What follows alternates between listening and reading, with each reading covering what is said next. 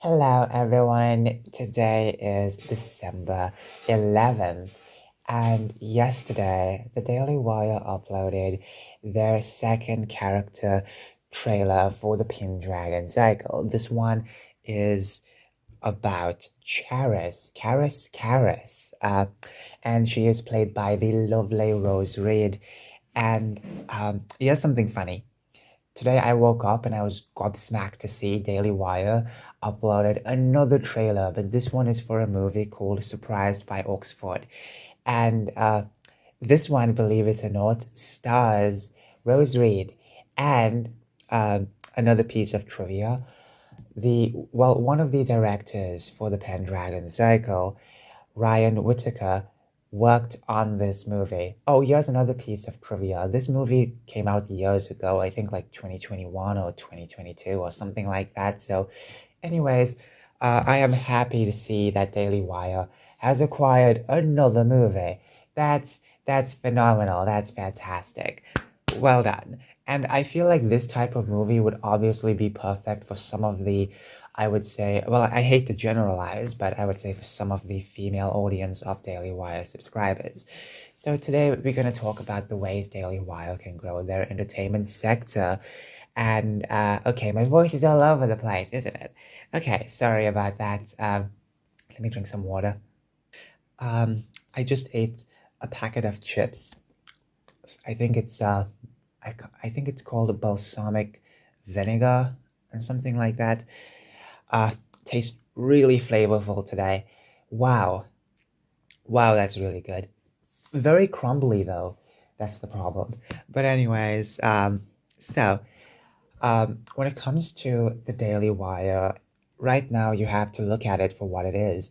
Benki doesn't have a lot of content uploaded. In fact, they retrenched their employees, unfortunately.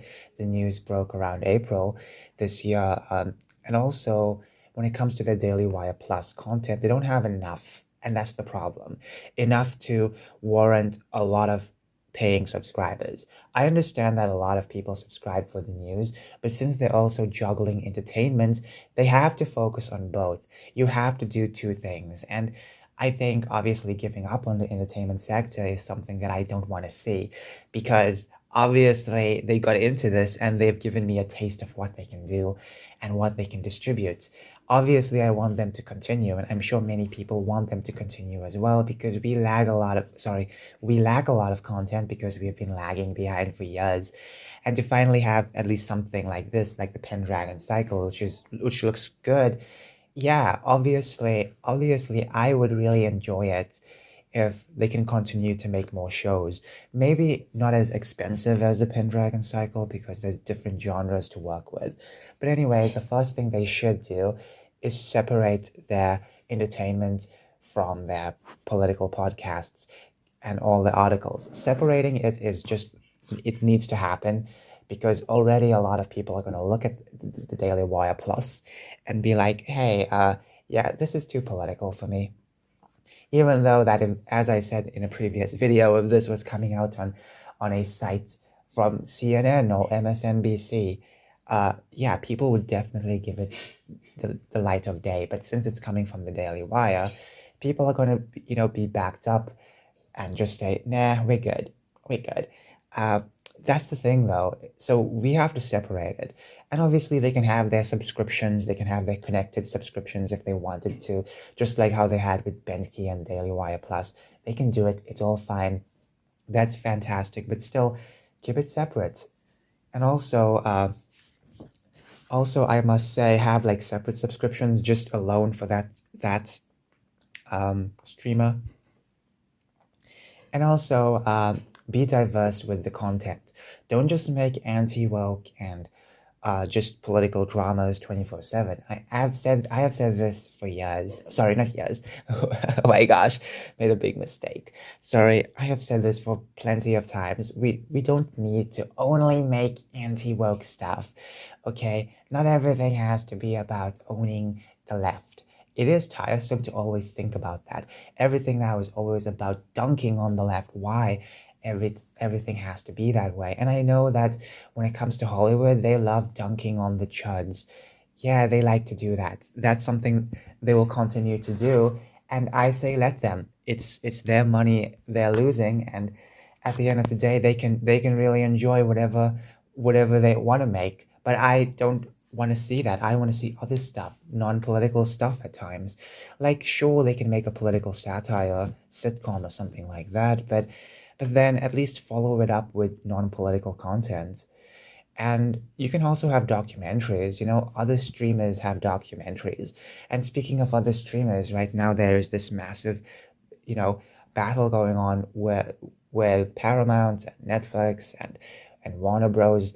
Is the prey, and it's like they're only fighting for most of the IPs. That's just it. The IPs matter. It's connected to nostalgia. And Eric July said something like this 2 days ago or 3 days ago, and he is right. It's like this doesn't really mean anything. I know technically it does mean something for physical copies. If Netflix gets Warner Bros., you don't know what they can do with physical copies.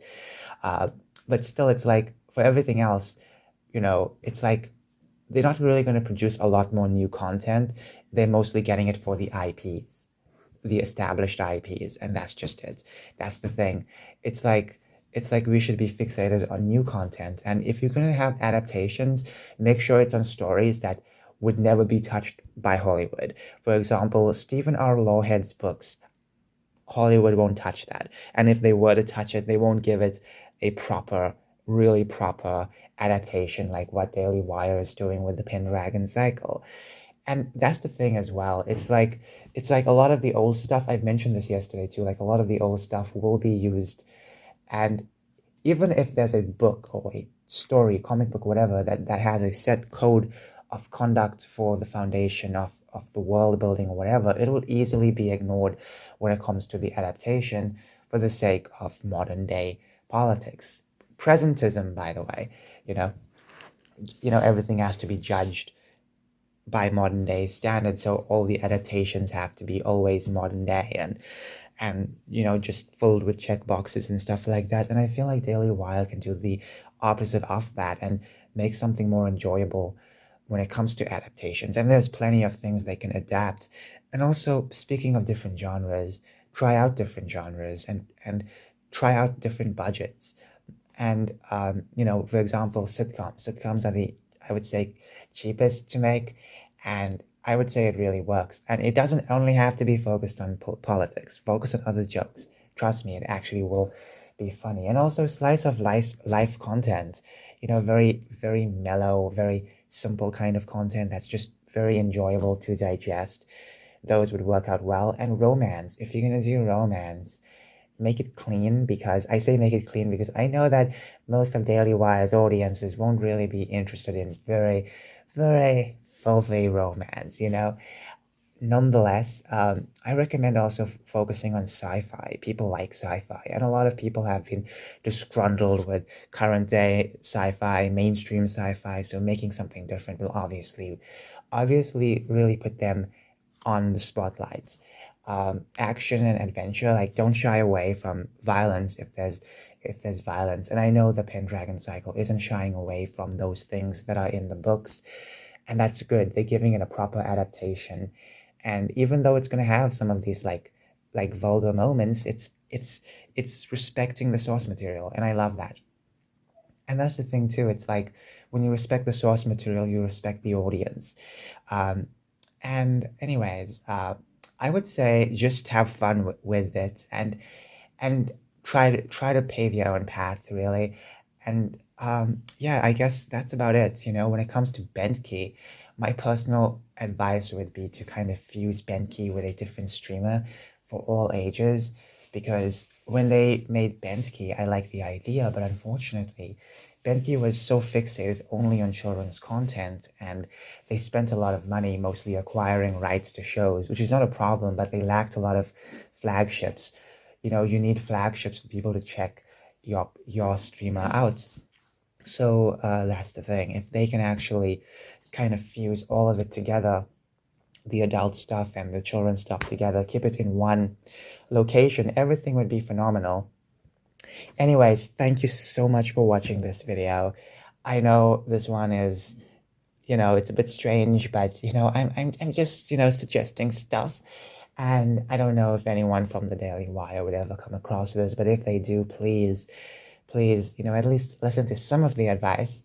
I would like them to flourish, and hopefully they can. Anyways, thank you so much for watching this video. Bye bye.